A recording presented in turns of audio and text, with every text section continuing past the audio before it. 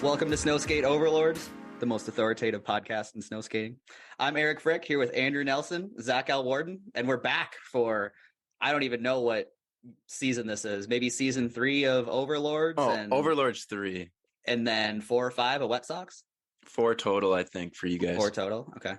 Thanks for keeping us in check, Zach. And somebody called this out last year that I don't think we've ever defined the difference between Overlords and Wet Sox for the podcast format. So just to get that out there, Snowskate Overlords is the more casual, more repeat guest style, just kind of jump on a Zoom call and BS style of podcast. And Wet Sox is designed to be more biographical. Think like Classic 9 Club or even the Bunt in certain ways, where you kind of go through a certain skater's career and do it more in a biographical style format. So hopefully we'll get a couple Wet Sox out there this year. I don't think we've done a Wet Sox since, it's been a couple of years, but we're going to try to get back in it. Yeah, we've been blowing it. I've been blowing it, really. There's no one else to blame. It's all on me. Do we want to tease my direction? Do you want to tease some guests? Yeah, you should tease 1 or 2, Andrew, because you've been working on that. Yeah, well, I mean, the Alan Gerlach at some point. Mm-hmm. We're gonna have him on finally in some capacity, and not entirely sure if it's going to be Wet Sox or something a little bit different, but he is long overdue to get on this podcast. And then I've been talking to Nick Ahrens from Premiere. So, I mean, I hope he's agreed to do it. So hopefully it's not a surprise that I mentioned that, but we're going to schedule a time soon and get some early Premiere history. That's going to be a really good episode. So also Definitely. a local Minnesota guy. So kind of insight on this state and our contribution, I guess. Yeah, totally. Looking forward to that. That was well before my time, so I'll have a lot to learn both before and during that podcast. And then other guests, we'll announce them as we get people confirmed. But yeah, it's exciting to get back to it. So yeah, just a little teaser. Zach, how's the winter gone for you so far, man? I got to snow skate for maybe 2 days, and now we've been without snow now for maybe almost 2 weeks. We have a dusting outside. Okay. But got a couple sessions in while we had snow, and that was really it. And now it's just playing the waiting game. Yep. Not a fun game to play. Yeah. And how about yourself, Andrew? Yeah, we went out just the other day. Was that yesterday? Yeah, yesterday. It's good. It was sunny, and we didn't get the same snow when you did in Michigan. We got a different system. It's weird. You guys got a lot in the beginning that melted, and then we got the next system that came by and then went north, I think. But yeah, it was wet when it snowed, and then it got really cold. So the snow that was there wasn't bad. I mean, I had a good time just having fun. It's always fun just to have that first session, just kind of fuck around and get used to it. For sure. So. Yeah, it just snuck above freezing yesterday, so the snow wasn't very good. I probably snow skated 7 times this year, and I've had good snow 1 day of those 7, but that's also just classic snow skating stuff right there. Not too much of a surprise. It's always a struggle. I mean, that's a pretty common snow skate struggle. It's a common ratio. Yeah. Sounds about right. Checks out. How much do you guys have? Inch-wise? We got 5 or 6 inches, and it's melted a little bit, so maybe 3 or 4 at this point. That's kind of perfect. Yeah, it is, but because it's gotten a little bit warm, it's pretty patchy. The spot we went to yesterday was on a crest, and it got a lot of sun, so there was barely any snow except for in the shadowy patches, Yeah. Yep. So still a little bit of a struggle. Yeah. I will say I had a really fun session yesterday. We were at a lake spot, and the lake had frozen perfect black ice, really smooth.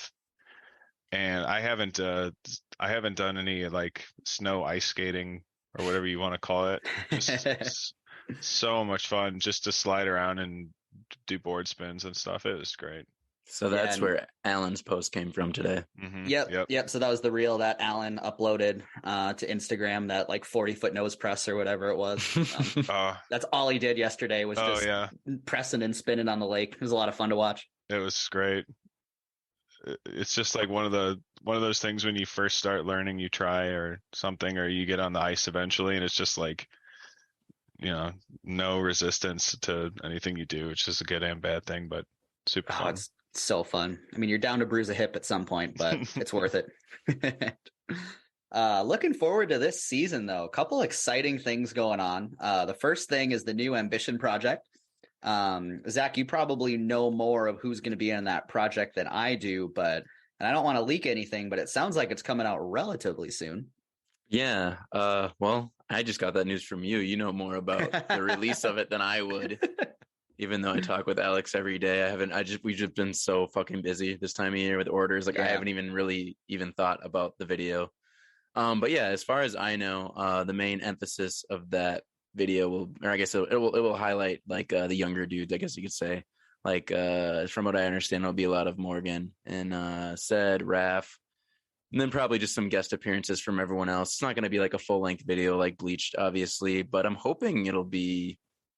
I don't even know how long it's going to be. Honestly, I don't know that either. I guess it's under 10 minutes though. That's for sure. I would say. But honestly, I don't know much about it either. But that's kind of exciting for me because then I haven't seen any of the clips. I don't know anything that's going to be in it. So I kind of like that more, honestly, just from a fan standpoint. Yeah, and even if it'll be like the equivalent of one episode of Bleached from that series, or like a gazpacho style edit, like whatever it is, it's going to be good, and I'm super excited to see it. So, Blay, I know you're listening. Drop it, please. I want to watch it. Yeah, I mean, those kids, as of right now, are kind of like the future of snow skating, at least in my eyes. So I'm excited to see what they bring forth, and plus, they're all so fucking good and have such good style. They're amazing. I mean, they're all really, really good skateboarders, so it translates well. Wow, imagine both skateboarding and snow skating. What a wild concept. I don't know. What? Crazy, man. I'm trying to make a joke because I don't skateboard, Zach. Yeah, that was kind of a stretch. I get it. I know, but I'm like, people know that you don't. I mean, I know you barely skate. It's a problem. Too much golf to play, man. There we go. You know, I got to cut back on the golf references this year. When you posted the Instagram questionnaire thing, like, oh, ask us some questions, I was going to be like, can you guys talk more about golf this year? I was going to say that. And I was like, I don't even want to put any ideas in Eric's head. I'm going to try to see if we can get through a little while without talking about golf. So instead, you asked how big our dongs are. Did I say that? I think that was your account. That was your account. That was you and someone else from Michigan. Yeah, we'll probably skip over the Danny B question as well, but we'll see when we get there. What? You asked about our penises too? A polar bear Pen 15, I think. You asked about a different species of penis. Wow, we're really mature. That's sweet. We did not plan that. Oh, you Michigan boys. Anyway, back on track for Ambition projects. Related to that, an opportunity to get some more footage. The first Ambition trips are happening this year I don't even remember when the last one was. Last one was early January of 2020, right before the pandemic. Okay, so right before. That was in Canada, though. It was, Sherbrooke trip. You were not on it, obviously. Nope, but I was not there. Yeah. We didn't know at the time we wouldn't be having another one for 3 years, but we're finally there. It's been a long time. So and when long overdue. When is that next month or?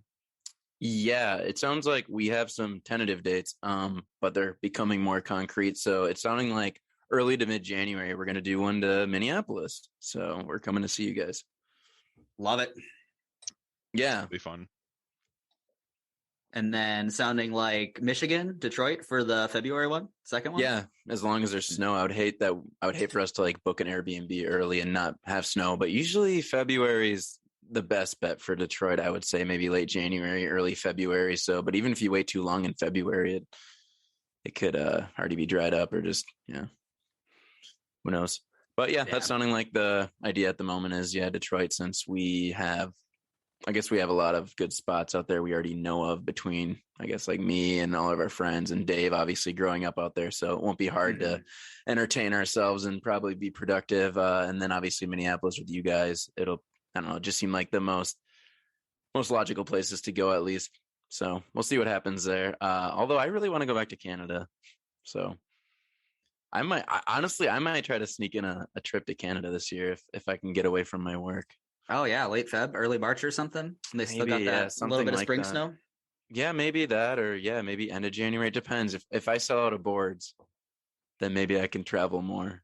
I guess that probably makes sense to no one listening. But yeah, Yeah, do you want to talk about what you're doing for Ambition this year? yeah, well, I guess we could say I got a promotion because I used to run like the Instagram, and now I started doing the TikTok, and then I was always doing emails and just doing a lot of customer related stuff. But over this past year, we've been transitioning into having a US distribution center, which is me. So yeah, anyone who orders in the US off of our web store, I'm the one sending out their boards. So when I say we've been busy, it's just every single day sending out a lot of boards, especially this time of year with the holidays. But if I run out of boards, our inventory goes dry, then I can probably travel and snowskate more. So every time like I'm swamped with orders, I'm like, fuck, this is exhausting. Then I'm like, but it's good because it'll pay off later if I can have the rest of the season open. So but yeah, that's my job right now. It's good to see Ambition expanding, and I'm fortunate for sure. For sure. And with this promotion, how much is Blake paying you, man? That's my best Chris Roberts impression. That wasn't very good. I don't know. I'm pretty cold, so not enough to heat this house. No, I'm kind of cold right now. Yeah. Let's see, maybe a couple mil. Okay. 2-3 mil. I don't know. Okay. I don't even have to look. It's so yeah. It's such a good extra cushion. like $750K million next year allow you to crank the heat up to like 71, 72. Yeah, this time next year, you'll be chilling. The mansion's hard to heat. I forgot to say that. Oh man. Can you talk about numbers at all as far as what this season's looked like? I know we talked a lot about during pandemic, coming out of pandemic, sales. Any trends that you're noticing just industry wide? Yeah, I think we can talk about that. Well, we kind of talked about it in our we had an Ambition group chat Zoom meeting a little over a week ago. I don't know how much of it's allowed to be public knowledge. Not that it's really like gonna. I don't know. What do you think, Eric? Is it okay to talk about like how many boards you produce? I don't know, man. It's a good Blake question. That's above my pay grade. Yeah, I don't want to lose my job. I won't say how many boards you produce. Yeah, I wouldn't say it until maybe we check with him or something. But I will say that it's the most boards we've ever produced, which is awesome to see it growing, even just by number. But in terms of trends, I think this is kind of just common knowledge among all like extreme sports, if you will. But obviously, we're kind of concerned. Right now, we're doing great, and all of our numbers are checking out. I guess you could say projections are all looking good, but obviously, it comes with some concern of if the COVID, height of COVID excitement's going to run out here, and maybe we're going to go back into a dip. But right now, again, we're also very fortunate because everything's working out really well, and we seem to be growing. So, all we can really do is keep trying to. It sucks, or I shouldn't say it sucks, but sometimes it's exhausting to play the social media game, but really we just kind of keep on that. We're hoping to keep growing via social media mainly. And hopefully we can consistently grow some more without COVID being the main culprit of that. But yeah, I don't know if I'm talking in circles here by this point, but everything seems to be okay, but we could anticipate that maybe numbers could go down. We wouldn't be shocked if it happened, I guess you could say. Sure. But we're hoping for the best, and we're trying our best. Yep. Yeah, props to Blay. I gotta say, we talked about it last season. I think doing that tricks and tips thing, and they've got the really concise videos that are out right now have been really good and informative, and just really probably takes a lot of work off your Q&A section. Oh, you would think. I think actually it's great though for me because at least I don't have to type out a lot of paragraphs and stuff anymore. I can just send him that visual, and it's such a concise, quick video. So I rely on those as a common response. So that's awesome. And I think those videos are so well done. And yeah, for sure. I think that even though it might not appeal, like some crazy clip might get a lot of traction on Instagram or TikTok or whatever, it might not, go above and beyond in terms of popularity. But however, the people who are looking for it and need it, I think it pays off really well to the, people that do need to know more. Even people who've been snow skating for a while, sometimes they'll be like, wait, like I've seen people be like, oh, I didn't even know you could like reuse Prism grip. I'm like, dang. So it's a good thing we're even saying things like that. Yeah, definitely. But yeah, I'm a fan of that series. I don't know how many tips we can really make realistically, but I see we can't, I don't know. I noticed there's 3 integers, so we can make up to 999. It looks like when it's like tip 0, whatever. I was like, okay, so we can make up to 999. We'll see if we get that far. Dang, sky's the limit. Wow. Looking forward to seeing that in the hundreds. That'll be crazy. Yeah. And Ambition shuffled up some board shapes this year. So Danny B took over the big board because he's a big board guy. Love that. Phil went down to the old Jensen size, the 8.75 inches wide. And then Jensen's board, I absolutely love. The 8.875 with the slightly steeper nose and tail. And it also seems to be a little longer. I measured it. It's 34 inches. So 8.875 by 34. And that is such an amazing size snow skate as somebody who enjoys a bigger snow skate. I only got to ride it once, but it looks amazing. It feels amazing. And I'm super stoked to skate that thing this year.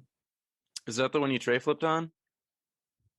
No, that was last year's. I was slacking and I didn't want to cut up Prism grip. So I only set it up this weekend because cutting grip is the absolute worst. Yeah. I just asked because for me, I can barely tray flip on a big board. It's very rare. I can get one of those things around. So I was wondering how well it works with the Jensen kind of being that middle ground of a board and not as big as like the Virgin model. Yeah, I wouldn't try a 3-flip on the big board, but the Jensen is like my small board, I don't skate anything smaller than that. So it just feels little, even though it's objectively not that little, but right. I don't know. It feels okay.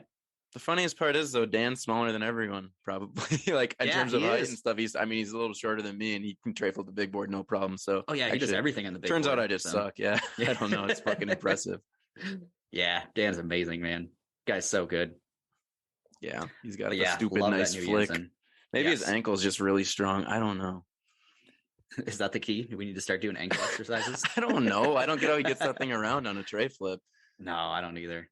Because out of all the pros, he might be the shortest of all of them. Yet he has the biggest board. Anyway, just thinking out loud here. But hey, here's a question for you. You just said this, and I should know this, but is it the tail end nose that are raised a little bit on the Jensen, or is it just the tail? It seems like it's both. Because I had the old Jensen side by side when I was gripping them. They both seem to stick up just a little bit more. And I think most snow skaters could use a little bit more pop. Definitely myself included. So I love that. I've been too lazy to grip that board, and plus we don't really have snow at the moment, but I cannot wait to try out that nose. And like if the nose and tail does make a larger difference with pop, it almost feels like that should become the new standard of like every board though. Yeah. I don't think I'm going to be able to ride anything else if I notice a difference. Yeah, maybe next year. I'd love it.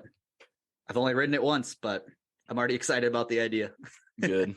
I'm glad to hear it has. I haven't really got a lot of feedback from at least people online, or I haven't really heard much on it, but I know I'm excited for it too. So yeah, I'm glad to hear that you like it. Yeah, for sure. Can you say on the production side on that? I think so. I heard it was like, what even happened? How do you deviate from the mold that you had? That's the thing though too. Deviating from a mold to mold or making a new mold is not a cheap thing. That's all I can say. So I don't, if you're asking like the logistics of how, I have no idea, but obviously they had to create a whole new mold, I would assume. I don't know if they can take a pre-existing one and like make it an 1/8 of an inch of more. I don't even know what the measurement is here for how much the tail has increased in height, but I don't know if they can modify a new mold maybe for a cheaper shortcut. All I know is every time they have to make a new mold, it's very expensive. And that's why, again, I think I've said this on the pod, that it's so hard to give everyone like a pro board or that might deserve it. Or we have such a limited number because we can only do so many molds. It's just so expensive to make a new one. Now that Zach has a pro board, he's like, we can't do any more. It's way too expensive. Don't let anyone else in. Yeah, coming from my model. Yeah. And someone's going to take my shape. I want it. I just want it for a little while. Do you think there are enough shapes, or do you think is there a part of the industry that's underserved? I guess to me, I don't know what else we like. I'm sure there's options out there. Maybe I don't think that much about board shapes, honestly. I just like ride whatever, but I don't know. What do you guys think? Is there things we're like overlooking? Are there shapes we should be trying? To me, I don't know what else there could be aside from the height and nose and tail seems like a great one to me, but I love that right now with the lineup, there is, I guess, what is the measurement? Between 8.5 and 9 inches, you can get an 1/8 of an inch difference. So you can go 8.5, 8.65, 8.7, 8.875, and then 9, Yep. which is super cool. And realistically, it has to be pretty extreme to deviate from those widths, right? Like 8.5, you don't really want to go smaller than that in a snow skate, and 9 is pretty big. It's big, but it's not, I think 9.5 would just feel like way too much or anything bigger, maybe like a little bit of variation. I mean, think of like the original Icons with like how like abrupt and steep those tails were. Like, I'm not saying that I want to ride those or Ambition should make them or anything, but I think there's opportunity to make different nose and tail shapes. I mean, assuming it's not terribly cost prohibitive, like you were describing, it probably is, which is why it's probably not being done, but it'd be fun to see some different shapes and just different like steepnesses and nose and tail. Cause I'm just curious how they'd perform. I have no idea. But in terms of what you would realistically do, yeah, I have no clue. Yeah, I feel like we cover a pretty good spectrum, at least, like you said, with the 1/8 inches, that really covers a lot. Mm-hmm, for sure. I think we talked about it in the pre-show a little bit, but like just length for younger riders, because how short is the jib series, the plastic nowadays? I think the jib series is practically the exact same as like the Oaks, the Teams, the Endure. Mm-hmm. It's an 8.5 in width, I know that. In length, it's pretty similar. Maybe since the nose and tail are curved a little harsher, maybe it loses a little bit of length, but I think it's the same. Yeah, I know I stack my snow skates in my trunk, and I always have the plastic on top because it's the shortest. So, but that could be just compared to mine though, because I ride the bigger boards too. So yeah, but I think I think anyone who's young who's trying to get into it, I mean, I still think that board makes the most sense, just because the price point. Yeah. And by the time that's the only other thing that we've looked at. We've looked at Icon, and like I know that was their whole impetus for getting into the industry, was to make small boards for Jared. For Jared or whatever. But yeah, I don't know. I'm not saying that Ambition needs to do that. I'm just like, I just wonder. I guess jib series. I guess this is now the second year you're doing jib series. Yeah. What do you notice more interest in the plastic this year? I guess I can't really speak on that because I don't know how many we sold last year, since this is my first year doing distribution. I don't know if they're selling better or worse, or if the interest has increased. But I mean, yeah, I agree with you. I just always strive to make it a point to consumers that board is absolutely an introductory board for beginners. Sure. Otherwise, like, we do have people getting them that are like pretty skilled skateboarders and then being like, hey, can I send it back? I mean, as you guys proved last year, you can do tricks on it. Oh yeah, you can do tricks on it. It's harder. It is absolutely harder. Yeah, we got up on handrails over them. Dan was tray flipping it downstairs. I still stand by that it's easily the best plastic board there is. Oh, but with absolutely. any plastic board, it's going to have its limitations compared to a wood board, and that's just the way it is. Yep. What else is going on this season? I think we've covered pretty much everything. I guess I'm making a video. I don't want to talk about this too much, but yeah, we do. Eric was telling us before the pod, he's like, guys, I want to talk about the video so bad. I want to talk about my video for at least 20 minutes. So if I could mute you guys, and I'm just going to go off. I'm kidding. Eric didn't want to even talk about his video. And Andrew and I are like, dude, we have to talk about your video. No one's making like independent full length videos anymore. It's what we grew up on. We love them. I think we should take at least a little time to talk about Quitting Time. All right. The feature presentation brought to you by Eric Fryc. Yeah, I mean, like, awkward videos were the best growing. I mean, they're still the best. Like, before going snow skating, I want to watch an awkward video, and it may or may not be the best tricks, but like the vibe and the editing, like, it's just fun to watch, Totally. So yeah, I mean, I've been filming like 4 seasons now or something obscene, so it's actually going to be, I finally started to cut it. There's a lot of footage, but I mean, that's the goal, is not to have it be like an Ambition style banger video, just fun vibes and fun tricks and a lot of goon stuff going on. And everyone knows I play a lot of pinball, so there was some pinball themes in there too. And I don't know, hopefully it's enjoyable enough product. We'll see. Just Eric's personality in video form, pretty much. Mm-hmm. His whole life in one video. No, I'm excited for it. No golf references. Oh, yeah, crazy. Kind of blew it on that one. Next project. Next one will just be golf themed instead of pinball. Yeah, I'm excited for it. I just like the kind of buddy video just in general. Like those are always my favorite clips to watch because it just gets me hyped to go out and have fun and just remember that. And yeah, that's all. I'm excited. I'm in it. That's cool for me. Yeah. Andrew's definitely got some footage. Yeah. But yeah, this is a call to everyone else out there. Like, go film your friends and make an edit or a video with your friends. Like, I want to watch that. Like, that's what people want to watch. Like, there's a reason that, I mean, Zach, maybe you can speak to this better than I can, but skate videos seem to be trending in a direction where it's like, it's just more people going out and skating with the homies and then putting out whatever it is versus like a more formal project with just straight bangers or whatever it is. Of course, there's still some of that, but it's not necessarily what I want to watch, you know? Yeah. Are you talking about in skateboarding right now? In skateboarding, yeah. Yeah, I mean, I feel like we're seeing a lot more trip videos and things like that too. Yeah. More, True. I guess you could say short-term edits. I don't know. Yeah. So maybe that's something to be said about everyone's attention span. I don't know. True. Of course. But I mean, I think it's also just comes down to things being relatable. Right. And I'll just say it. I feel like there's a pretty large skill gap in snow skating. I mean, it's not that you don't have people in between, but I think a lot more people may just want to watch something in their backyard. Sometimes the best clips on Instagram too are just backyard ones. Not that your entire video is backyard. I know it's not. But I think a lot of people just like things that are relatable, and I sure as hell do. I sometimes I'll watch a Nyjah part. Don't get me wrong, and I'll be amazed, but I'm not getting done watching that part and be like, man, I gotta get out there and skate. I gotta jump on a 40 rail. Yeah. Yeah. Let me nollie front feeble this 18 stair rail or whatever the fuck he's doing. Yeah. All right. Well, that's enough of that. But yeah, hopefully that's coming out soon. Super stoked to get it out there and finally be done with it and maybe start filming for something else. I don't know. We'll see. Would you see yourself making another edit like that? I would love to do. Yeah.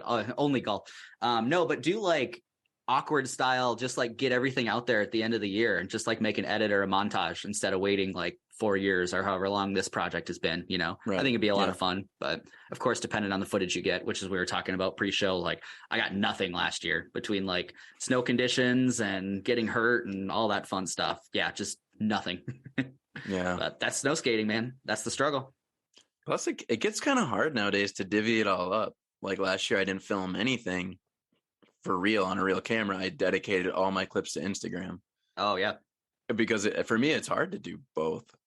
Yeah. If you want like quality clips, even just for Instagram, some of that stuff that I put on my Instagram last year and a little bit this year, I would have filmed it for a real part, but I just didn't want, it was just kind of like, let's just have fun this year. Pull out the phone. It's so much easier than the process of finding the right angle, filming it correctly. Maybe it's filmed wrong. You got to do it again 5 times. It's like, a lot of the stress is gone, but yeah, it's hard to divvy it up, Mm-hmm. But as we've seen, the phone strategy works. Like, I mean, you can get a good clip and throw it on a reel and it'll blow up, That's the truth. Mm-hmm. That's kind of why I was worse. Yeah. It's the new name of the game. Right. Yeah. I mean, sorry, go ahead. I was always just, but then you kind of lose that. You kind of lose that filming for film's sake. You don't get those buddy kind of good moments that like you get the end product, you get the trick, but like, I mean, like you don't get to see, I'm not even trying to think like as far back as the early, I mean, it's kind of a legacy thing because just the nature of filming snow skating is you need to go in and warm up from time to time. And like some of those like early premiere videos, I mean, I think we've talked about it before. There's like always a clip of everyone getting food and stuff, and like all these kinds of rituals that I think you just don't have in skateboarding that make it fun. And like, I don't know. Yeah, I mean, that stuff's going to be taken away when you're posting stuff on Instagram because it's kind of like, oh, right to the point, short videos. Now you're missing maybe some of the personality and a lot of the fun that goes along with it. For sure. And yeah, it's definitely not lost on me that uploading like a 20-minute snow skate video to YouTube or skate video or whatever is, I mean, it's not blowing up, it's not going to get that many views, but at the same time, that's not at all the point, It's a video for snow skaters and hopefully snow skaters will seek it out, but that's it. That's all you can do. But the lucky thing for us too, when it comes to like full length or just longer videos, is that it's not saturated. Thrasher's uploading a skateboard video every single day. There's so many full lengths. When there's like, oh, a Snowskate full length's out, it might be one of the only 1 or 2 of the year. So people that enjoy snowskating, they're going to sit down and watch it or make it a point to. So that's exciting. I mean, when was the last one? Like probably the Russian homies a couple years ago. Yeah, they've put out some cool stuff. They put out some longer videos with the actual parts. Are you talking about independent at this point? Yeah. Because I know yours was 2018. That's like the most recent like North American one that I can think of, you know? Yeah. I put that out in early 2019, I think. And not to mention that video wasn't like even a full length, you know, it's probably like maybe 10 to 12 minutes longer than most, like 14. Maybe. But I was watching it earlier today. Oh, okay. Yeah, you would be. Yeah. Anyway. Yeah, that's some goon shit. Oh, such a good video. If you haven't seen Suck Some, go seek it out because that is, such a good video. Great vibes. You know, and speaking more, me just driving home the point of how much I really miss the longer form content. I'll film a bunch of Instagram stuff. I'm guilty of it, but I don't think I ever look back on that stuff as fondly as anything I've posted on YouTube. Like that's the stuff I really appreciate where I can't think of like times where I really go back and watch my Instagrams, or I might watch videos of me and my friends from when we were younger and I still love it. Yeah, for sure. I mean, still, like I go back and watch Axe Sword, which has maybe like 500 views on YouTube. It was uploaded in 2011, 10-minute video, but it documents snow skating in a way that other videos don't, especially like social media and Instagram clips. Like you just don't see that type of thing. Yeah.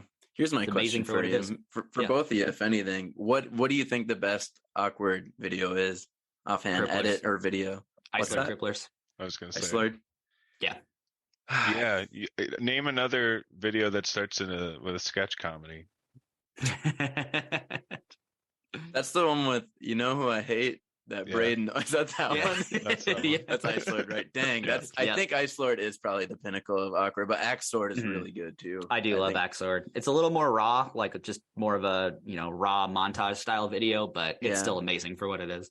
That's the one with the Tyler, the Creator song in it, right? Axe Sword has that one? Yep.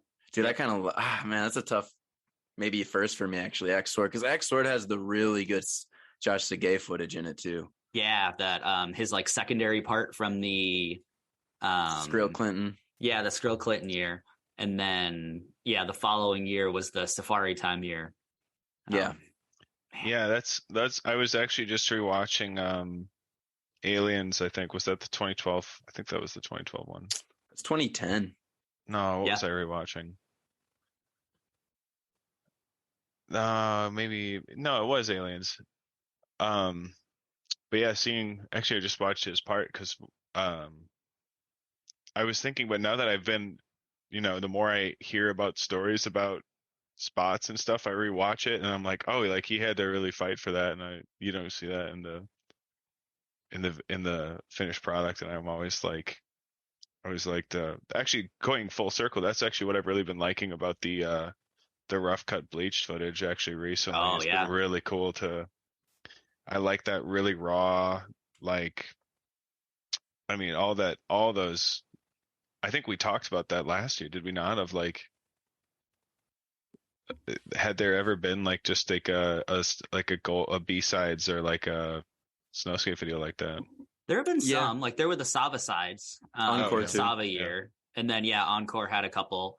I think, but getting a glimpse behind everything and seeing what the Snowskate struggle is like and what it takes to land a trick, and still, I mean, you're not seeing a lot of the spot prep and a lot of the attempts that aren't even close in those B-sides either, but still gives you a pretty good idea. And I just love that sort of thing. Ever since I remember the first B-sides I saw were the America Stay Gold B-sides, and I still go back and watch those. Like those are so good. Yeah. I think those kind of set it off because now they're so common in skateboarding. If you see like a pretty hard part on Thrasher, you can anticipate that the rough cut will probably come out in a month or two later or something. Which I look forward to just as much as the part because I just really appreciate like the work ethic and everything that goes into it. Yeah, me as well. I love it. I feel like we're at the moment where we're almost getting through all the bleached B-sides, so I bet that will then lead to the actual Ambition video coming out, the next project that we had just spoken of before, which I don't even know the name of it anything. Blaze keeping everything pretty tightly wrapped this year.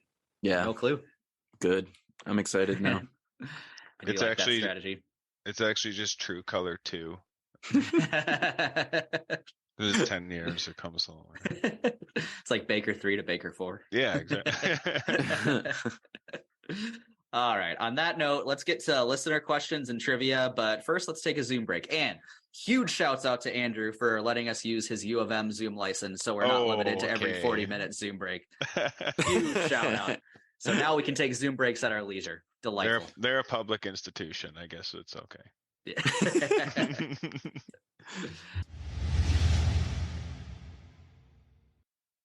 All right, we're back from our leisurely Zoom break. Thank you again, Andrew. Let's dive into some listener questions. So you boys, I sent you the questions. I'm starting at the bottom. Dylan M. Bradley, what boots are best for snow skates on the mountain? I think the answer is no. Like, probably don't wear boots if you're snow skating at all, even if you're going to a mountain. Your best option is a waterproof skate shoe and maybe like a Vans MTE if you want something with more aggressive grip. But if you're snow skating, I don't think you want a boot of any variety. Yeah, I would agree. I think that goes for bidecking too. I think that there's obviously like it's when you're on a mountain, like it's definitely a much different. I definitely have been on my bideck high enough up and just been like it's kind of it gets a little questionable sometimes just based on the amount of insulation that you need. I think you're just still better off even if you have to just do 2 pairs of socks. I think you need that board control if you're on a single deck or a bideck. So yeah, I usually just still wear my at-knees MTEs or whatever they are. Yeah, I'm just doing the straight skate high thing again this year. Feel like you can't go wrong. And there are exceptions to the no boot rule, I guess. Like Alan wears those like really like small, thin boots and he can still do tricks and stuff, but those are like very, very specialty. But generally speaking, you probably don't want to be in a boot when you're snow skating. Yeah, there might be some updates on that. I think we talked to Alan about that last year, and I think that company's trying to expand. I can't remember exactly. It's like a Areth footwear, Japanese company. Yes. They make good stuff, looks like. But yeah, Alan seems to love those boots. But I think he was saying there was someone who was, I don't even remember, but maybe this has changed now. But I think there was someone who was trying to start importing them or something. So. If that happens, like I would love to get a pair. I've definitely look really sick and really I think as we've seen, like I don't know about you, but I see a lot of targeted MTE ads on for Vans and all of them. Like they market aggressively. I think it's really becoming and it like makes sense. Like everyone buys a new pair of boots every winter, I guess, or that's the idea. And like if you have an alternative like crossover shoe like that, if it works really well for snow skating, like then I'm for it. But I should say not all MTEs are like great for snow skating. Like there are exceptions. But do you guys actually find that the MTEs are any warmer than a standard pair of skate shoes? Because I've never noticed a difference at all. No, the grip is nice when I'm not snow skating, honestly. Yeah, I agree. They're nice to wear on like icy, snowy days. Like they're good just like winter shoes, I guess, but no, they're not warmer for snow skating or anything like that. They just have a more aggressive tread, and that's it. You'd get the same result if you took some whatever that water resistant spray is and just put it on the outside of your like skate highs or whatever your desired snow skate shoe is. Be about the same. Yeah, and I think just technique wise, I think it's important to mention too. Like Eric's a big fan of not even putting on your skate shoes, until the spot's all set up and you're like absolutely ready to start skating. Yep. I did that this weekend and like, yeah, it's a huge game changer if you can just leave your shoes in your car. I mean, when you're on a mountain, obviously you can't do that, but like it is so nice to be able to go and get my shoes out of my car and like start a session and they're not wet and they're not cold. I'm just like, oh my God. Yeah. That's a pro tip. I just started doing that within the past like few years too, always bringing a big pair of boots to the session and then swapping right before. Yep. It's the pro move right there. Snow skirt, why you gotta overlord so hard? It's why they pay us the big bucks. You only answer that question. Zach, we're skipping yours about our dong sizes. Said, most exciting thing to come this season. We didn't really know what this meant, so I guess answer this however you want, guys. The thing that I'm most excited for this season are the Ambition team trips, and just for those happening again. Even like I don't even know if I'm gonna be able to make the second one, but just the fact that they're happening and so much footage and good vibes comes out of those trips, like I'm just excited in general that they're happening at all. Yeah, my answer is exactly the same, so I don't really have to elaborate more. Obviously, I just cannot wait to be with everyone again. Mm-hmm. Andrew? For said, my answer would be Le Habs, Kickoff Field. They're going places. Other than that, no. I just like to kind of see where the season takes me and think about I don't really have any like checklists or anything. I'm just trying to have fun at this age. Just if I can get out there and get something, I feel good. That's all anyone can do. Obviously, Rick's movie's coming out, and that's like my first part, so that's gonna be cool.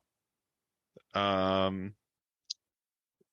don't know. It's just like I feel like it's good to see the community every year, and like obviously Midwest Open. I'm looking forward to that.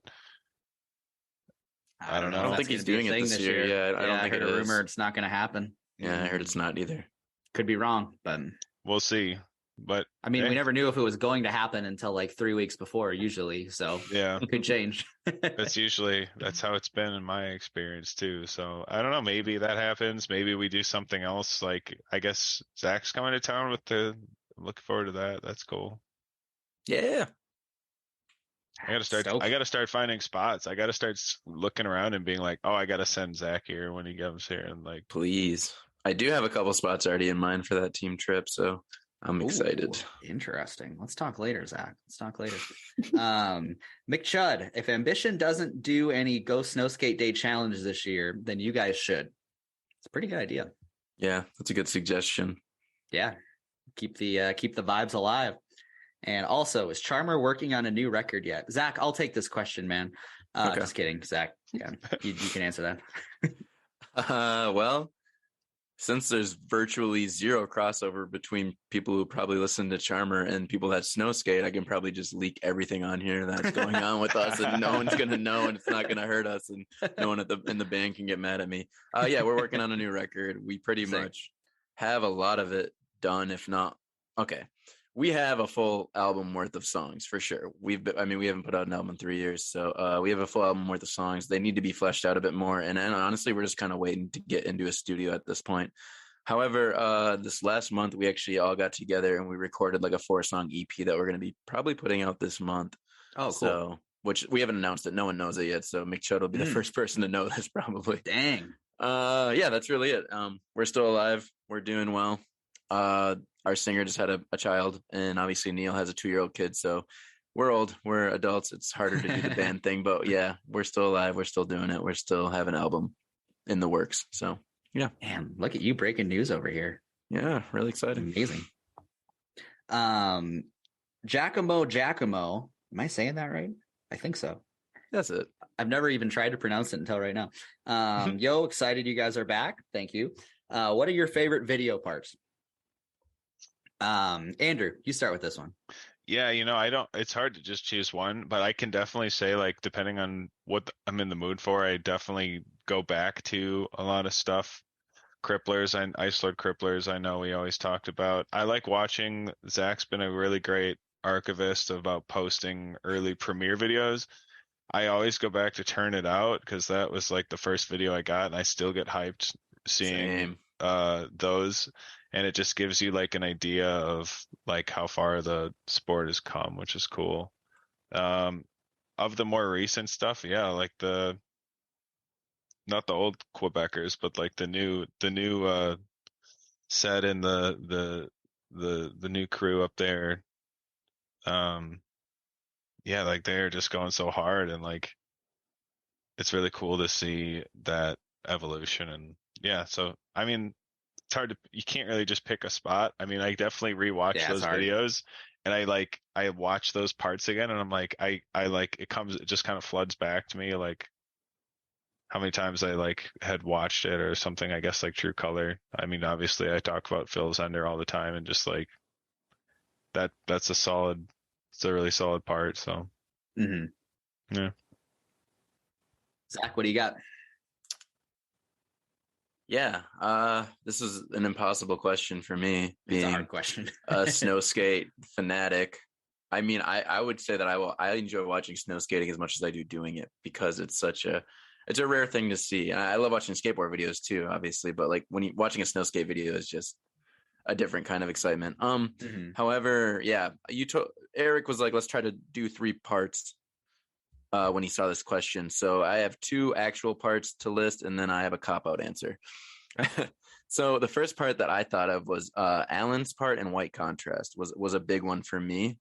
Maybe these aren't necessarily my favorite parts, but that was a large impact. I guess like it's something that stood out a lot for me, because he was the first rider I saw taking on like resort terrain and just bigger obstacles. And, you know, he wasn't doing just like a bunch of flip tricks in his backyard. He was doing something entirely different. And I didn't know who he was at the time when I first bought white contrast. And I was like, dude, this guy's fucking insane. And obviously Alan would go on to be one of the most monumental riders in snow skating, but that part to me really stood out at the time. And still, I'll go back and look at it too, and it still holds up pretty well, definitely considering that it's Premier boards. Another one that is similar in the realm of impact would have been Josh Oakes's part in Something to Be Said. When he was, I guess, coming up or maybe making an appearance for the first time, I remember just seeing him and being like, whoa, like that's a stylish rider. And seeing someone execute snow skating so well, and watching him do like the main thing I think of is like watching him do a nollie heel down something and being like, holy shit, nollie tricks on a snow skate. That's just so far from my reality. So knowing that part was going to come out and waiting for it, and then having it really like go above and beyond expectations, I was like, this guy is the real deal. And I remember, I mean, he was already my friend at that point too, but I remember thinking like, shit, I got some competition, you know, he's my age and one of my, you know, close peers. And I'm just like, damn, that was, it just showed how good he was going to be at an early age. I mean, he was like 17, 18 in that. So it's, yeah, that part was big for me. And then lastly, I can even say these are my favorite parts. Like I said, kind of a cop out, but every Phil Moru part is probably my favorite. Yeah. And that's just based on, I mean, it's like everything I envy about like watching him snow skating is everything I envy. I wish just how much fun he has doing it, and just his personality shining through, I guess, his skating. It just, yeah. I mean, there's nothing better than watching him snow skate, and his trick selection, his style, and again, just the overall attitude of him riding. It just really shines through in his parts. So everyone is really good to me. Yeah. One of my all-time faves. Yeah. Phil Moreau parts are just the best, because Phil Moreau is the best human. He's my favorite snow skater if I had to pick one. The best. Yeah, this is a really tough question. So I'm just going to rattle off some like from various eras, I guess. The Stefani part in Aliens. I always loved the vibe of that part. That part made me want to snow skate. On a similar note, Josh Segui's part in Skrill Clinton, and Alan's part in Skrill Clinton as well. Are you sure you don't mean Josh Segui's part in Safari Time? I know you like that one a lot. I do like that one a lot, but no, I love the I love the Skrill Clinton one, because that one is super quick. I feel like we've argued about this, because I say that's his best. That's my favorite Josh Segui part. The Skrill Clinton one. Yeah, it's kind of like Axe Sword versus Cripplers. Like, it's hard to say, you know? Fair. It's very similar vibe. And then Alan's part in Sava, of course. I mean, just groundbreaking, ridiculous stuff, ridiculous footage, ridiculous obstacles. And more recently, the bleach parts of you and Jensen. Dang. Yeah, because you guys are like a snow skater. Like it's a unique snow skate style, and I love seeing that, especially as somebody who isn't good at skateboarding and doesn't skateboard very much. It is much more of a snow skater than a skateboarder. Like, I love seeing that type of snow skating, and you and Jensen do it so well. So always love seeing the stuff that you guys put out. Thanks, bro. Yeah, Jensen actually had my favorite part in the bleach video too. Yeah. He had some creative stuff in there, and then other tricks are just like, holy shit. Yeah, like the board slide to 50 on that ledge. I love that. Wally lip slide. Like, yep. Dude, the tricks are so good. Those are the standouts for me, for sure. Amazing. And that last board slide is fucked. Oh yeah. That double kink at the 45-degree angle or whatever. Yeah, Fuck. that's the thing. I don't think it shows it very well, but that rail is No. like a triangle. Yeah, because I think you called it out to me. I didn't even realize when I first watched it, and I was like, oh, like that's not a normal rail. Like that thing looks impossible. But yeah, that part is jacked. I think it was pointed out to me too, because I didn't notice it either until someone told me. I think Alex or someone would have told me. And now I see it every time, and I'm like, yeah, crazy. So terrifying. Those are the things you learn on this podcast that makes it so much better. Yeah. The shape of a rail. Yeah. Micah Wood 4317. What is the best, cleanest way to attach a leash to my snow skate? So, assuming you're talking about a single deck, the best way to do it, and I really wish I had one handy. I should have prepared for this, but you can cut or you can drill a hole through the very top of the tail, but not through to the actual base. So it's almost like 45 degrees through. I don't have a board over here. But you want to cut, like, start maybe like that far, just like half a centimeter or something from the tip of the tail, and then only go like 4 plies deep out of 7, and then take a shoelace and then attach it to your shoe or whatever you want to use from your leash. But that way you can just have a little hole that you can like put a shoelace through, and then when you just take the leash out, and it doesn't affect you when you're riding any other way. But you want to make sure you don't go through the base, because that might start to mess things up or potentially delaminate it or make it more liable to cracking or something. I don't know. You probably could get away with it, but I've never messed around with it. You know what's funny is this kid asked the same question on Ambition today, and I already answered it. So, oh really? I think we gave a pretty similar answer. Okay. So I think we're covered. You know what? Also, I was just thinking about when you're talking about like drilling a hole in the actual base and not on like the nose and tail. Was one of my first snow skates ever was the Premier Elite, which was a 241 model, aka it was a bi-deck and a single deck. So when you took up the ski, you could actually use it as a single deck, which I did more than the bi-deck. But that also meant it had 4 holes, you know, like 2 and 2, like where the trucks would be. Oh, sure. And when you would snow skate and when you'd ride, just like cylinders of snow would shoot onto the grip, like almost like a cheese grater. Yeah, not very good product design. Terrible. Anyway, the bases were so bad on those too. Oh yeah, they were. I remember when I got done with that, I had worn through it so much that there was just wood everywhere on it, like on all 4 what would be almost corners where the wheels would be, like where you get wheel bite. It was just pure wood. It didn't even ride anymore. All right, we can keep moving on. Titus LMAO, how do I kickflip without slipping? Prism grip or extreme grip, if they still make that. I don't even know, but get some external grip on the top of your board, because that's your only option. You're gonna have a real bad time if you don't have grip and right conditions. Yeah, because there's just some days where the snow is shitty and you're not gonna have grip no matter what, and that's snow skating. That's part of the fun. Now that's snow skating. I think the videos that we talked about earlier, they demo a really good extreme grip setup, cutting the prisms out individually and putting them around the perimeter of the tail. I did that for my board last season. That helps a ton. And then I would say about putting them. I mean, everyone's grip pattern for extreme grip and stuff is so varied. I'd say watch a couple parts, look at how other people set them up, because I get dunked on for my prism grip setup all the time, because it's like because I'm used to like not having it at all, but I've adapted pretty well to like figuring out where I need some, where I need less, where I flip my flip tricks. I think I can't remember who we had on who was talking about, but if like you put it in the bad spot and you kick your kick flips a certain way, they're just gonna rocket out in front of you, you know, like. So there's like a balance to there's a real balance to setting up your grip in a style that works for you, and it's just a little bit of trial and error. But there's a lot of Rick actually did a good post. I can plug the Instagram for the hands down the most successful Instagram post on the Snowskate source ever. Not even close, no contest. But yeah, that was 10 different examples of grip layouts from a couple years ago. Should maybe do that again this year. I know Blake kind of did the same thing, but just in story format. He never hard posted it. So. Oh, I did. Yeah, I just put it on our highlights last week though. Yeah, because a lot of people kept asking, and I'm like, why don't I just put this as a highlight on the Ambition page? So I stuck it. Yeah, great call. Yeah, so definitely go there as well. But we can still do it. Yeah, that's true. That's true. Two very similar questions from JMP 150 and NH Snowskating. How to film when it's below freezing, and how about some winter filming tips? Dead batteries, frozen fingers, cold soles. I don't have any tips for cold soles, but anything other than just bundling up and wearing way more layers of clothes than you think you need to. You guys get any better tips than that? Because filming snowskating sucks.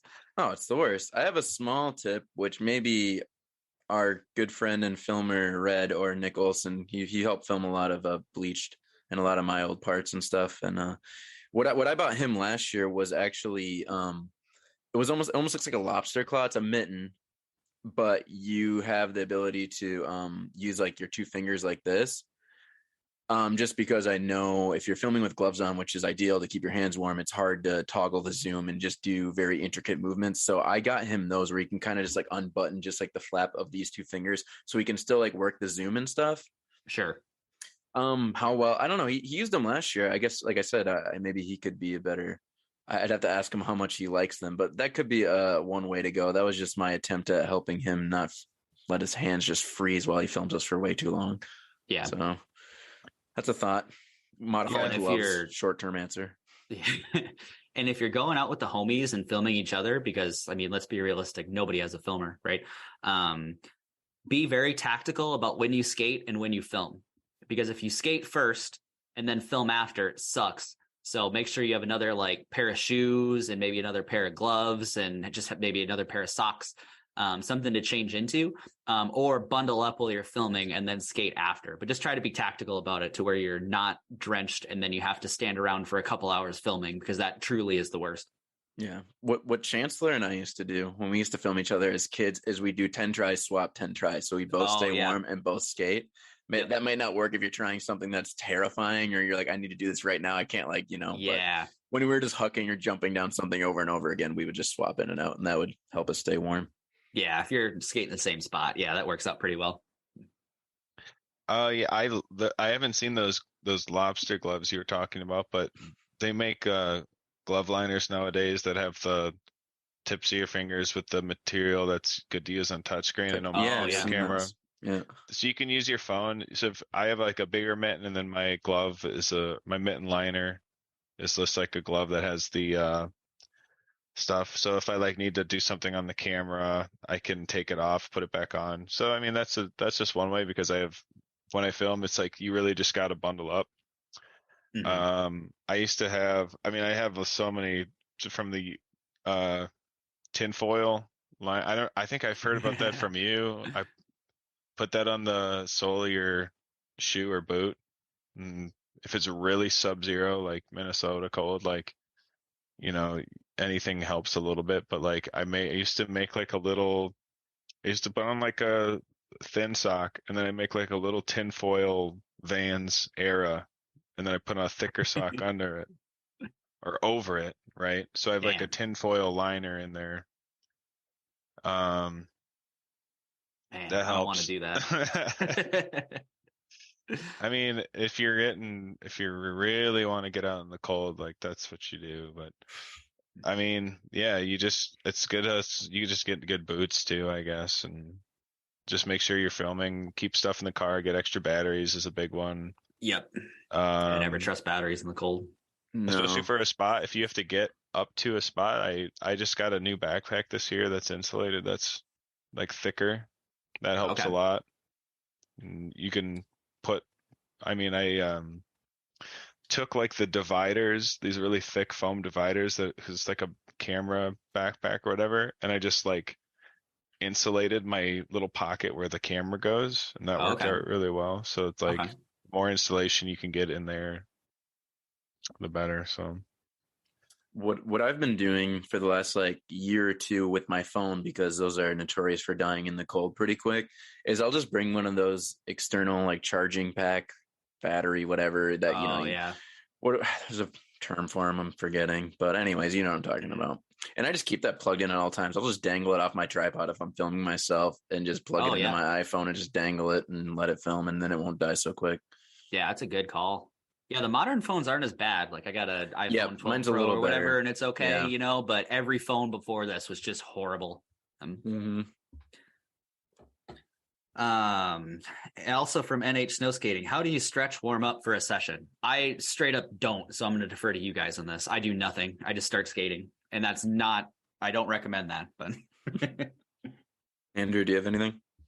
Yeah, the biggest one through like is just kind of like the same regimen I have for skateboarding is you go and you put your, if this is a wall, you put your foot up against the wall like this and you bring, that's like the big one because that's what gets, I feel like most injuries is just you misplay your ankle or something. So making sure your Achilles is stretched out is really good. Me, I won't call out this other skater, but we have like back problems for being tall. So a lot of sciatica stuff. So like a little bit of yoga helps before, but I do that before hockey too. So it's like, it's just kind of my regimen for going out. sure. But yeah, I mean, once you get going, I mean, I think because of the cold, you definitely put yourself at more risk just of not being warmed up or whatever. So like, I don't know. I feel like do some jumping jacks, get your heart flowing before you get out there. If it's just to really mess around and see what affects your session. I know for me, like if I don't stretch or do something before just to loosen up, I'll get out there and it'll definitely affect it. So like I just kind of like we went out last weekend and like made sure I did it. Didn't get hurt, didn't, you take some falls, but you're just a little more prepared for them. The cold can kind of mess with you if you have a lot of pre-existing conditions like myself. Sure. Say for me, it's probably just shoveling the spot for so fucking long. Yeah. That'll warm you up pretty good. But no, I agree with Andrew that it can be even more difficult than skating because you're at risk of probably worse things just because your body's physically colder and it is harder to warm up. Yeah. So I think it does really matter to take the time and actually try to get your muscles warm, whether it be even jogging or shoveling or jumping jacks, like you said.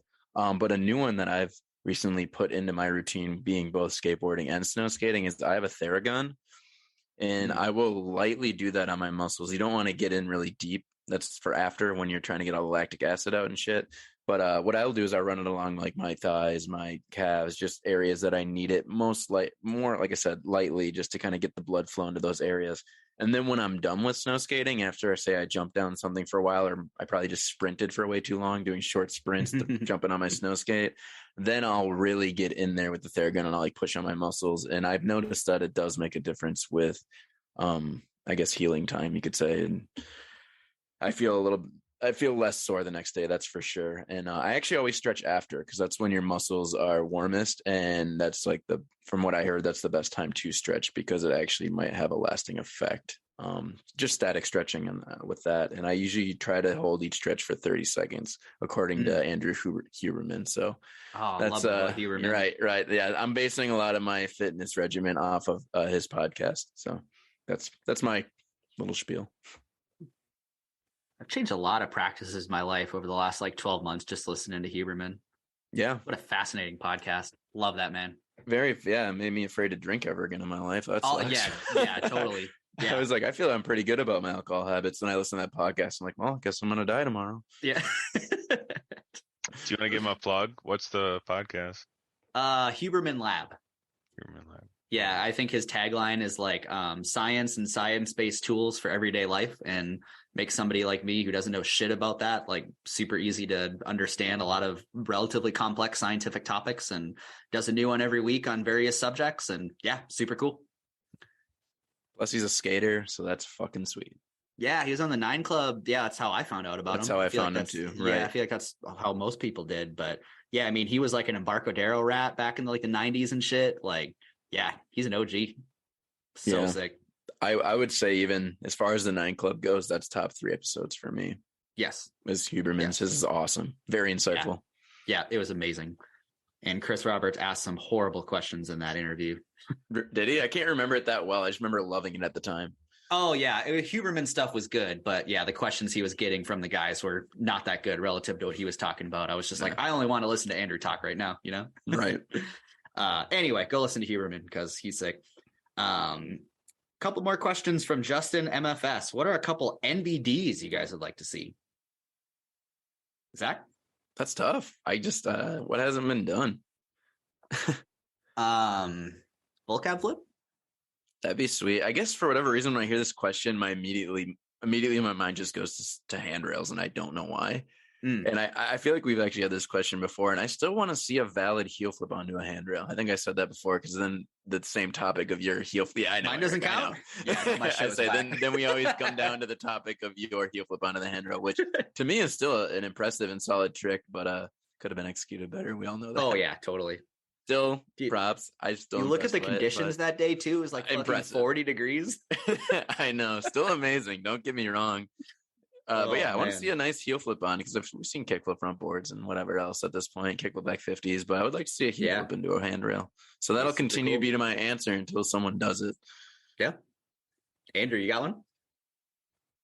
I don't know. I guess like if I was Owen Wilson, I'd say like some flip in, flip out shit, you know?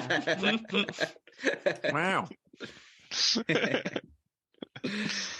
Yeah, I think full cab flip is possible too. If you get like the right setup, like I see it being possible from the way you would like pop it, but it would be so hard. All like right, Danny Mr. B maybe could do it. Yeah, Danny B, neck spasm. Neck spasm, my bad. Danny B had the best crack at it. I don't know if anybody else would have a realistic shot, but I mean, Dan's good at the back three, but who's really done the full cab except for you? Has no one else done it? I feel like back in the day, people have done it. I would like to try it. I meant to try it last year and never did. Oh, you should. I can't ride fakie for shit. It's hard as fuck. Nah, it's chill, man. I guess that's why your neck was broke for a week after you did it. No, that was straight back threes. Just like that was like trying to twist. Yeah, that wasn't even full cabs. That was me trying back threes. Yeah. All right. Man. I'll try some this year. I promise. I'll bring it. I'll try to go to like a small stair and try some full cabs for you. Please do. Love to see it. And then, did you know a little salt sprinkled on slushy snow will freeze it up and make it fast? I've only heard you guys talk about salt as the enemy when it's actually a useful tool. I don't know anything about this. Me either. Big brain Justin over here coming through with some knowledge. I didn't. I just always despised salt. Yeah, I didn't know. Maybe it's useful. I was thinking about this too, because like that should definitely work, but I gotta wonder, it shouldn't be like sidewalk, like rock salt. It'd have to be like a smaller granules, right? Because it wouldn't be able to. I don't know. I would think, yeah. I think he's probably got table salt or something. Little salt shaker at the spot. Yeah, I guess that would. I guess that's the science checks out to me. I just have never done it. I don't think. I think I'm quick to just wait for better conditions for something. But yeah, I love the idea. I think it's Yeah, might be worth trying. I mean, there'll probably be plenty of bad days to put this to the test, so maybe I'll get out there and try it one time. I'll have to report back on a podcast later this season. All right, that's it for listener questions. And our last segment, Zach Boy's trivia section. Shit, I thought we were done. I totally forgot about that. Let's do it. Didn't forget, because you're the guy with the questions. I mean, I forgot we were going to do it. I did sit down and do some questions a few days ago. So as we've done it in the past, I think I do divide them up into easy, medium, and hard, at least by my judgment or my standards, which is maybe not a very good basis to go off of. However, we'll start at easy like we always do. Do we want to keep a running tally again for fun like we did last year? I think we should. I think we should like make a point to do like a running total this year and actually keep track of it and stuff. Okay. I'll get something going here. Oh, wait. Yeah, you're right. Let me see. I got a pencil right here or something. I guess I could do it. I'm the one asking. Why don't I just do it? Oh yeah, you're the host. Here, I'll do it. I'm the host. I should do it. I'm sitting at a desk with 1,000 pens and pencils. All right. Hit us with it, also, just to preface too, last year we had this other game that we didn't play. Or did we play it? Did we play Snowskater by Day Job? No, we didn't ever play it, but I would love to play that. Next episode, let's do that. All right, I gotta find my document for it, but yes. I'll give a a shout out to that now, but that's something I worked on last year for the final episode. We were going to play Snowskater by Day Job, where I list the day job and you tell me the snow skater. Oh, I'd love that. I really want to play that. It's not it's not restricted to what they do now. It could have been anyone who had such a job. Wait, you're telling me terrible at that, but I want to play it. Mm-hmm. Wait, you're telling me that snow skaters don't make enough money? No, that's crazy. What? The riders don't make it. They have to have a day job too. Shit. But snow skating's booming. All right, something like that. All right, Zach boy, I'm probably as close as they come at this point. To yeah, true. All right, let's start out with what I would think is a mostly easy question, but all right. What was the name of the premiere video known for its notoriously bad soundtrack and editing? Oh boy, like all of them, really. This one takes the cake, and it was known for just terrible editing, clips cutting so short. The music was, I mean, specifically the song that was in like Max Hilty's part and Isaac Kiebert's, I want to say, that was like known for like, it's just like a record. It's like nails on a chalkboard. I can give you the year. I'm not sure if I can give you the name of the video though. All right, we're off to a good start. Oh, this is your easy question. Shit. Sure is. Andrew, do you have this one? Is it submission? Eric, what's your answer? It's whatever was like 2007 that like came out super, super late. Was it White Contrast? I'm going to guess White Contrast. Yeah, I don't know. No. But it was, was it the 2007 one? That Just Happened was not really known for anything because it barely existed, but that's what you're thinking of, the one that came out that would have been White my Contrast guess, that like barely made it. That was That Just Happened. No, I was definitely talking about submission. Okay. All right, Andrew's on the board for one. Yeah. Tally. Let me get Eric. Yeah, boy, I have not rewatched that one because I feel like I can't really remember anything about it. I'll have to maybe rewatch it. I don't even know if I have that one on the YouTube archive page. I don't know if because you do. I think my copy of it was so scratched that I wasn't able to rip it and put it up. But I think there is some very, very poorly uploaded ones from literally 15, 16 years ago that give you an idea how bad it is. That was that year Premiere switched the logo, and then like they kind of tried to rebrand their videos in that same way, and like I just remember being like atrocious. That is a terrible video. Like, oh man. To describe it, I guess I'd say like emo grunge or something like long.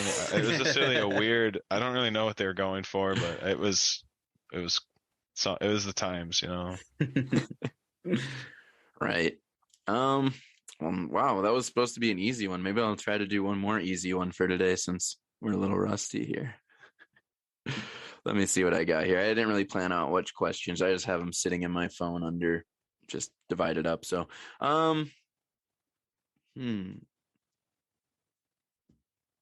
let's jump to this one. Who had the Ender and Icons Let the Day Unfold? I'm gonna say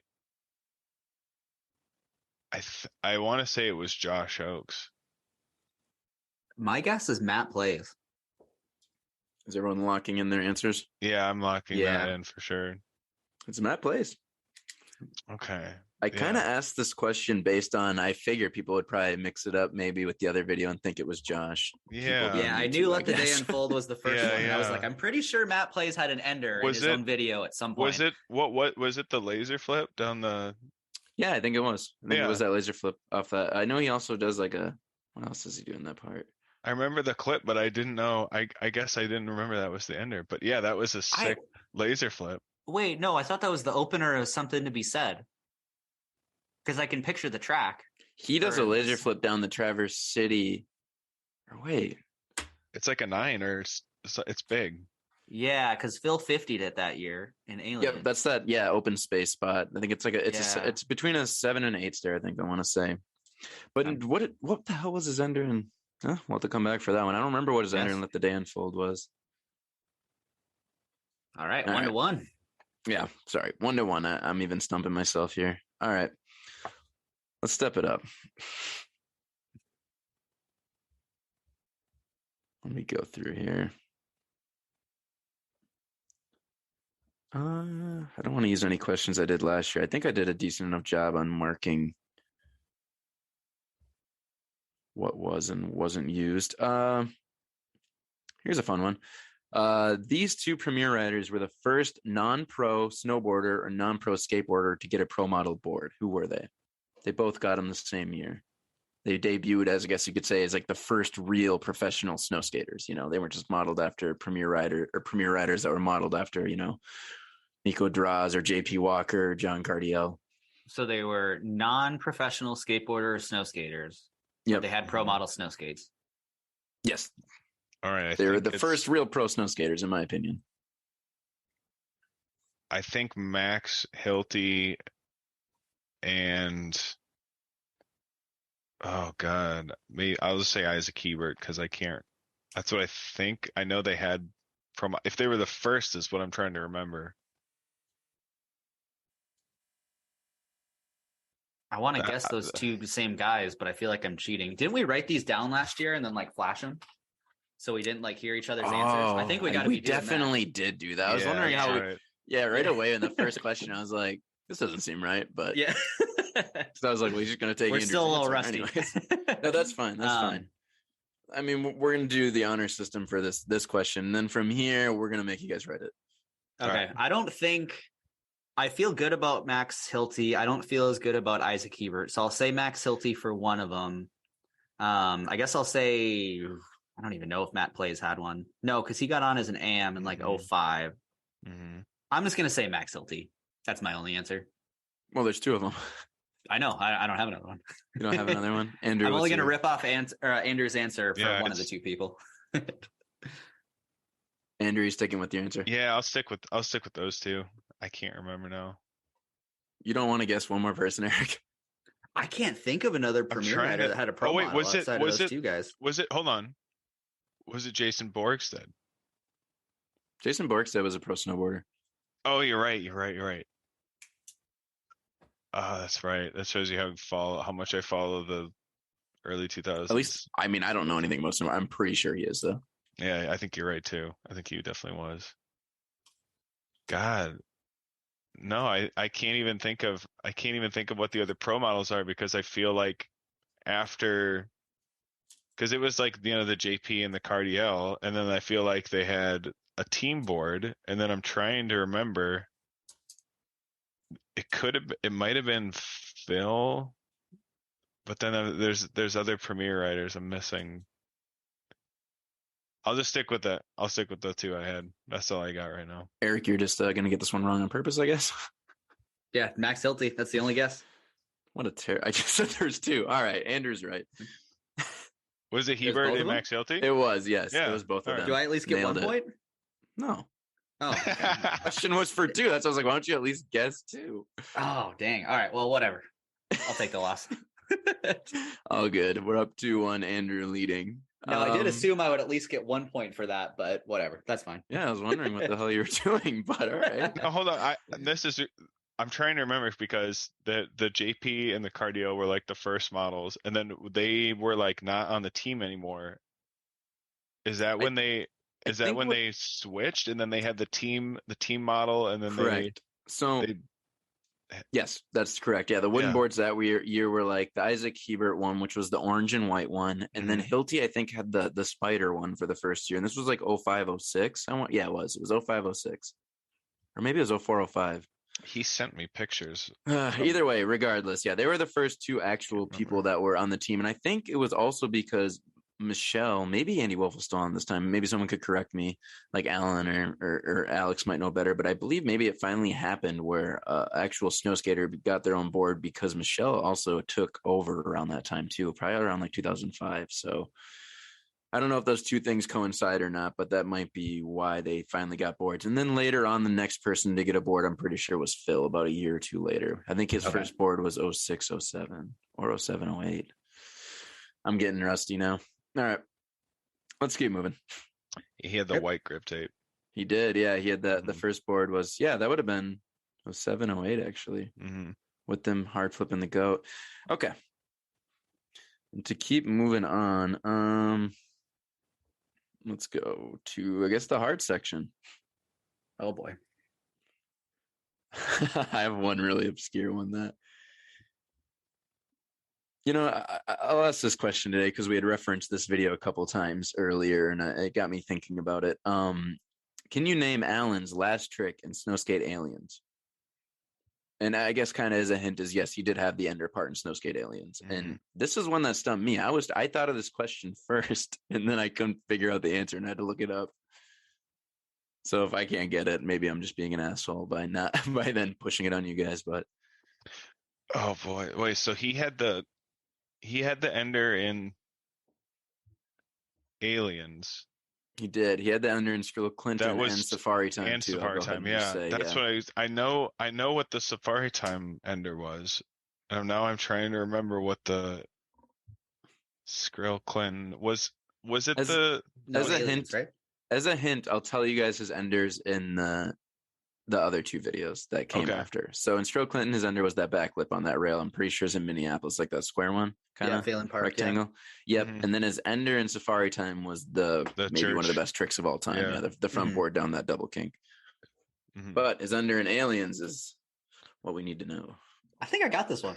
Yeah.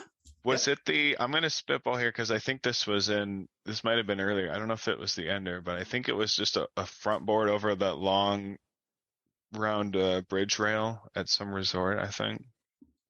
Is it the one I'm thinking of? I don't think that's it. I'm trying to remember. Backside 180?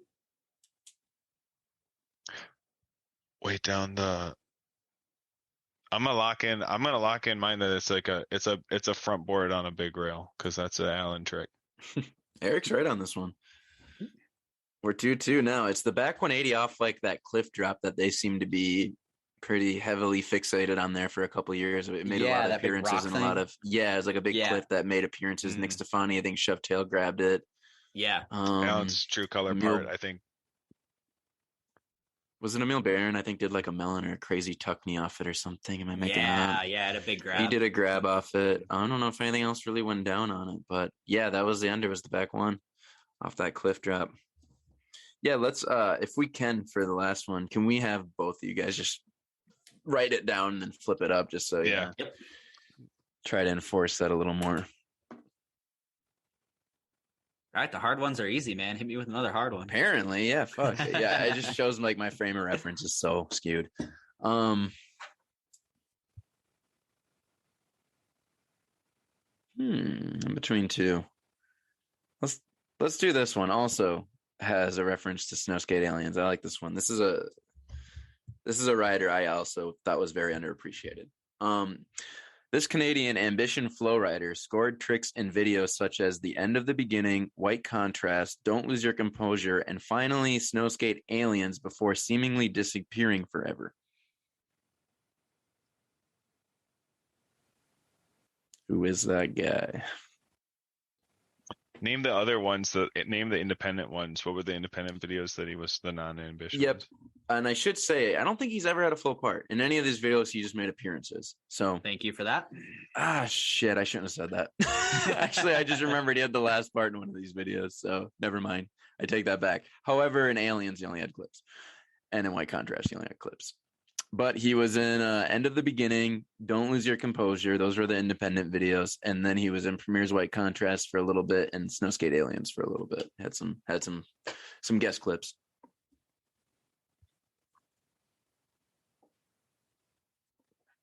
I do consider this to be a pretty hard question. I think I spelled his name wrong, but I got to guess. All right, I got to guess. I don't think this is it, but I think I got it. All right. I don't know. You got it first, Andrew. All right. I don't know if you could see it. It's not focusing. I know, it's right. not. Oh, we're getting closer. Fallberg. No, that's a good guess, though. It's not. Steven Suknacki. That's it. Oh, let's go. Gosh. That's it. I started writing down Austin Jessup, and then you told me you never had a full part. I was like, all right, can't be him. Yeah. Well, yeah. That's I mean, you guys are kind of almost on the same wavelength there with Andrew Fallberg and Austin Jessup. They kind of always remind me of one another, just being from the same area. Anyways, yeah, Steven Sognacki. I don't even know how to pronounce his name, but I don't either. And very I underappreciated. Yeah, very he was so good. He had great pop. Yeah, really good snow skater. Yeah, he was awesome. I don't know where he is nowadays, but that dude fucking ripped. I went back and watched some of his old stuff recently, and I was like, this dude was awesome. He was like hitting double kinks, really good flip tricks. But yeah, that'll do it for our trivia section. So Eric's in the lead now, 3. Andrew has 2. So still good start though. I have one little Steven Sognacki note.